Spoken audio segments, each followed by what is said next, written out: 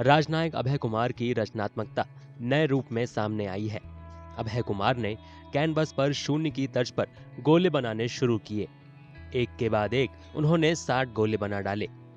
दिखने में सभी गोले शून्य जैसे हैं, फिर भी एक दूसरे से अलग हैं। दरअसल शून्य के बारे में प्राचीन काल से दार्शनिकों, गणितज्ञों और धर्मगुरुओं की खास सोच रही है।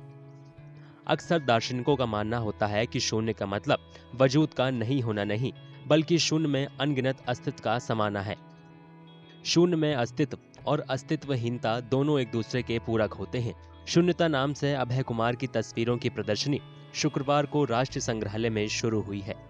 उन्होंने शून्य के उस रूप के बारे में बताया जो कभी बौद्धिस्ट अवलोकितेश्वर ने अपने शिष्य सारिपुत्र को बताया था।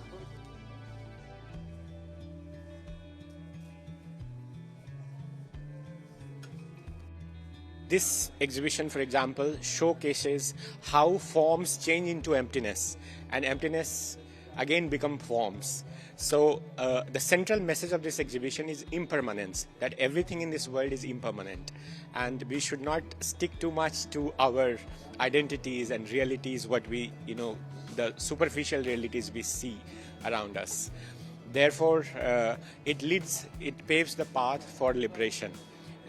With knowledge that ultimately everything is empty. I mean, of its independent existence. Everything comes and goes.